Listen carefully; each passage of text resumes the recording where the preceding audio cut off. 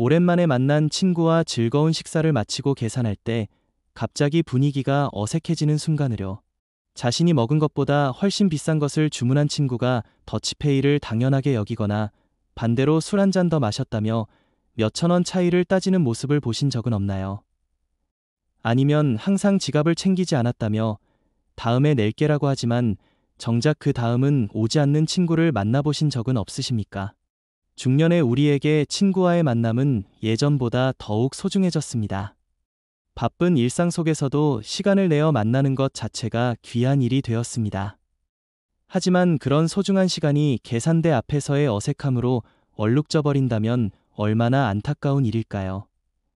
오늘은 밥값 계산을 통해 드러나는 사람들의 진면목과 건전한 우정을 유지하는 지혜에 대해 함께 생각해 보겠습니다. 돈과 관련된 상황은 사람의 본성을 가장 솔직하게 드러내는 순간 중 하나입니다.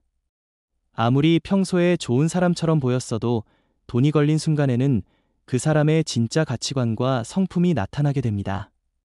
특히 밥값 계산처럼 일상적이고 반복되는 상황에서는 그 사람의 습관적 행동 패턴을 볼 수 있습니다. 먼저 생각해 볼 것은 공정성에 대한 감각입니다. 건전한 우정을 유지하는 사람들은 기본적으로 상대방에게 피해를 주지 않으려고 노력합니다. 자신이 더 비싼 음식을 먹었다면 그에 상응하는 부담을 지려하고 상대방이 더 많이 부담했다면 다음번에는 자신이 더 내려고 합니다. 이는 계산적인 것이 아니라 상대방을 배려하는 기본적인 예의입니다. 반면 문제가 되는 사람들은 항상 자신에게 유리한 방향으로만 생각합니다. 자신이 더 저렴한 것을 먹었을 때는 각자 먹은 만큼 내자고 하지만 자신이 더 비싼 것을 먹었을 때는 더치페이를 당연하게 여깁니다. 이런 이중적 태도는 단순한 돈 문제를 넘어서 그 사람의 근본적인 가치관을 보여줍니다. 또 다른 문제는 일관성의 부족입니다. 어떤 사람들은 상황에 따라 계산 방식을 바꿉니다. 자신에게 유리할 때는 한 가지 방식을, 불리할 때는 다른 방식을 제안합니다. 이런 행동은 상대방으로 하여금 불신을 갖게 만들고 점점 함께 식사하는 것 자체를 부담스럽게 느끼게 만듭니다. 중년의 우리에게는 이런 문제들이 더욱 복잡하게 느껴질 수 있습니다. 경제적 여건이 사람마다 다르고 사회적 지위도 다르며 가정 상황도 각기 다르기 때문입니다. 어떤 친구는 경제적으로 여유가 있고 어떤 친구는 그렇지 않을 수 있습니다. 이런 차이를 어떻게 다루느냐가 성숙한 우정의 중요한 척도가 됩니다. 진정한 친구라면 상대방의 경제적 상황을 배려할 줄 알아야 합니다. 자신이 경제적으로 여유가 있다면 자연스럽게 더 많이 부담하려 하고 상대방이 부담스러워할 것 같으면 적당한 가격대의 식당을 선택합니다. 반대로 자신의 경제적 상황이 어렵다면 솔직하게 이야기하고 상대방에게 피해를 주지 않는 범위에서 만남을 즐깁니다.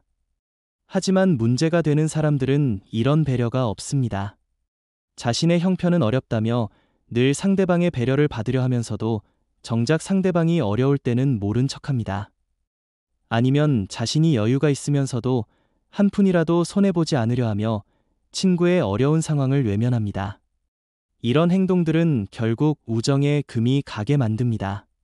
처음에는 작은 불편함으로 시작되지만 시간이 지나면서 점점 큰 불만과 실망으로 쌓여갑니다.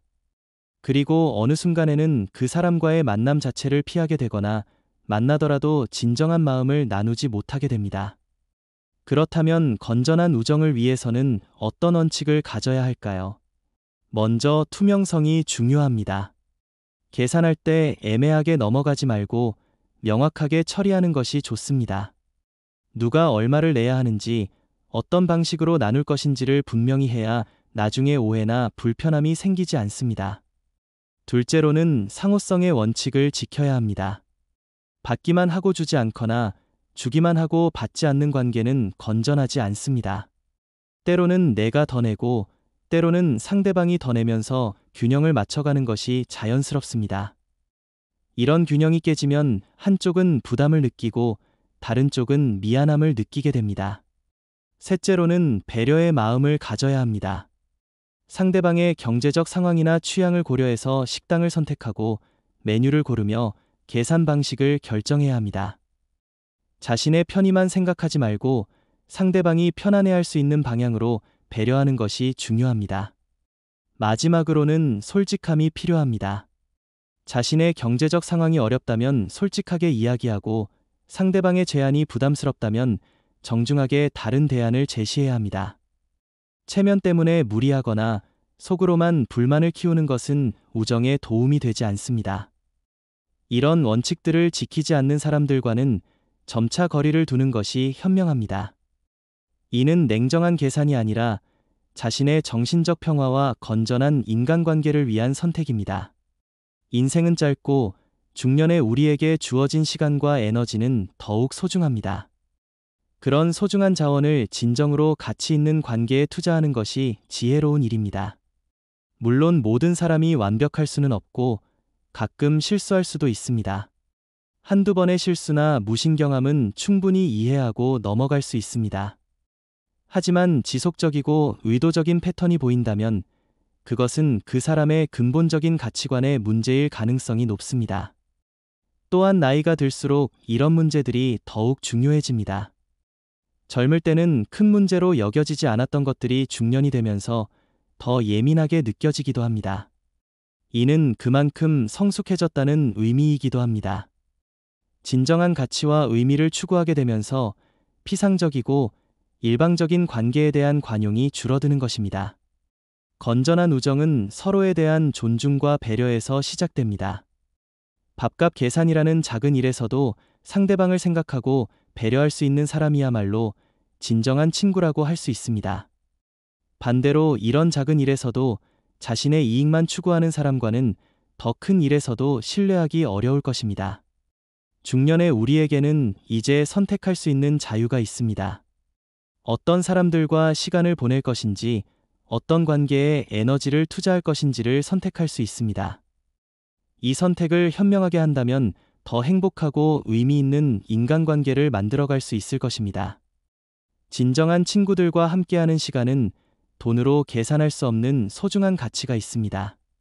서로를 배려하고 존중하며 함께 웃고 때로는 어려움도 나누는 그런 관계야말로 인생의 진정한 보물입니다. 밥값 하나로 그런 소중한 관계를 판단하는 것이 속된 일처럼 보일 수도 있지만 실제로는 그 작은 것에서 큰 것을 볼 수 있는 지혜가 필요합니다. 앞으로 친구들과 식사하실 때 이런 관점에서 한번 생각해 보시기 바랍니다. 그리고 자신도 상대방에게 좋은 친구가 되고 있는지 돌아보시기 바랍니다. 우리 모두가 서로에게 소중하고 의미 있는 친구가 될 수 있다면 중년의 삶이 더욱 풍요롭고 따뜻해질 것입니다. 오늘의 이야기가 도움이 되셨다면 구독과 좋아요로 응원해 주시고 친구들과의 식사에서 경험하신 에피소드나 건전한 우정을 유지하는 여러분만의 원칙도 댓글로 나누어 주시기 바랍니다.